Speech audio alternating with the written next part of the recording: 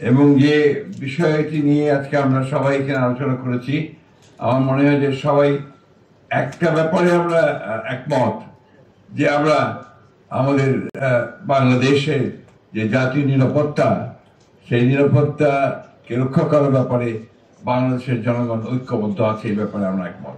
এখানে যে বলা হয়েছে যে অনেকেই বলতে চেষ্টা করেছেন যে জনগণের মধ্যে আপনার কিছুটা বিভেদ আছে, বিভাজন আছে, সেটা জনগণের মধ্যে নেই। আমার মনে হয় রাজনৈতিক দলগুলোর মধ্যে মত ও পথ নিয়ে কিছুটা মত পার্থক্য থাকতেই পারে, যেটাই স্বাভাবিক।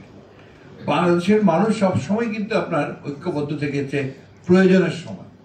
প্রতিটি ক্রান্তিকালে, প্রতিটি সংকটে বাংলাদেশের মানুষ ঐক্যবদ্ধ হয়ে তারা বাংলাদেশের নিরাপত্তা রক্ষা করেছে, বাংলাদেশকে রক্ষা করেছে।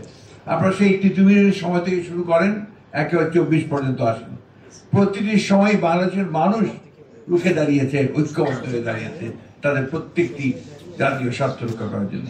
52 ভাষা আন্দোলন বলেন, 69-এর গণ-অভ্যুত্থান বলেন, 70-এর নির্বাচন বলেন, 71-এর মুক্তিযুদ্ধ বলেন, সর্বক্ষেত্রে মানুষ এক হয়ে লড়াই করেছে তাদের নিজের জাতীয় স্বার্থ রক্ষা করার জন্য।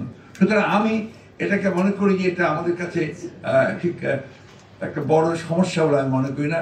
বাংলাদেশের মানুষ ঐতিহাসিকভাবে তারা ঐক্যবদ্ধ থাকে তাদের প্রয়োজনের সময়। মূল ব্যাপারটা হচ্ছে যে আসলে জনগণকে আপনাকে ক্ষমতায়িত করতে হবে, জনগণের সার্বভৌমত্বকে নিশ্চিত করতে হবে। যদি আমরা সেটা করতে পারি তাহলে আমাদের জাতীয় নিরাপত্তাও নিশ্চিত হবে, আমাদের অন্যান্য বিষয়গুলো অত্যন্ত সহজ হয়ে আসবে। আমরা গণতন্ত্রই চর্চা করতে পারিনি ঠিক মতো। আমরা গণতন্ত্রকে চর্চা করতে গিয়ে প্রতি পদে পদে বাধা পেয়েছি। সেই জায়গায় আজকে আমাদেরকে একমত হতে হবে। আমার ধারণা আমরা সবাই এই ব্যাপারে একমত হয়েছি এবং অনেকে নেতিবাচক কথা বলছেন, আমি কিন্তু খুব ইতিবাচক দেখতে পাচ্ছি সামনে। বাংলাদেশের মানুষ তর্ক করছে, বিতর্ক করছে, আলোচনা করছে এবং তার মধ্যে দিয়ে তারা একটা জায়গায় এসে পৌঁছচ্ছে। এবং আমি বিশ্বাস করি যে আমরা এই আলোচনার মধ্য দিয়েই, তর্ক বিতর্কের মধ্য দিয়েই আমাদের সেই জায়গাটা আমরা পৌঁছবো, যেখান থেকে আমরা সত্যিকার অর্থে আমাদের গণতান্ত্রিক প্রতিষ্ঠানগুলোকে নির্মাণ করবার জন্য একটা সঠিক পথ খুঁজে বের করতে পারবো। এখানে খুব ইম্পর্টেন্ট কথা যেটা আমরা মনে করি, যেটা খোরশেদ বলেছেন, আসলে ডেমোক্রেটিক ইনস্টিটিউশনসগুলোকে আমাকে শক্তিশালী করতে হবে এবং এটাকে শক্তিশালী করতে যদি পারি তাহলে আমি জাতীয় নিরাপত্তাকেও আমি নিশ্চিত করতে পারবো এবং আমার অন্যান্য বিষয়গুলোকে আমি সামনের দিকে এগিয়ে নিয়ে যেতে পারবো।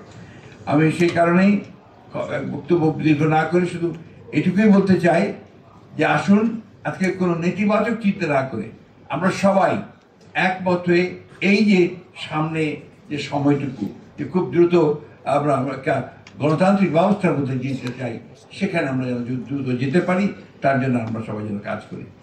প্রশ্নটা হচ্ছে গণতন্ত্রে ফিরে যাওয়া, প্রশ্নটা হচ্ছে গণতন্ত্রে উত্তরণ ঘটানো, প্রশ্ন হচ্ছে যে গণতান্ত্রিক রাষ্ট্র ব্যবস্থা চালু করা। আপনারা রাষ্ট্র ব্যবস্থা মেরামতের কথা আমরা বলেছি, এটা তো অনেক আগেই বলেছি।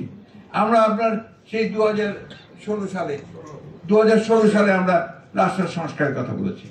আমরা 2023 সালে 31 দফার কথা বলেছি, যেখানে আমরা পুরো রাষ্ট্র সংস্কারের কথা বলেছি। তো কোথায় প্রবলেমগুলো হচ্ছে আমি বুঝতে পারি না।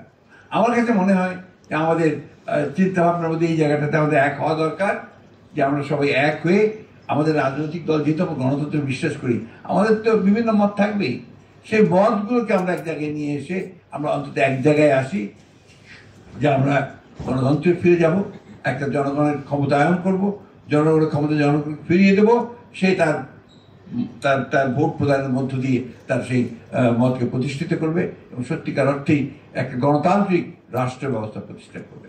ধন্যবাদ।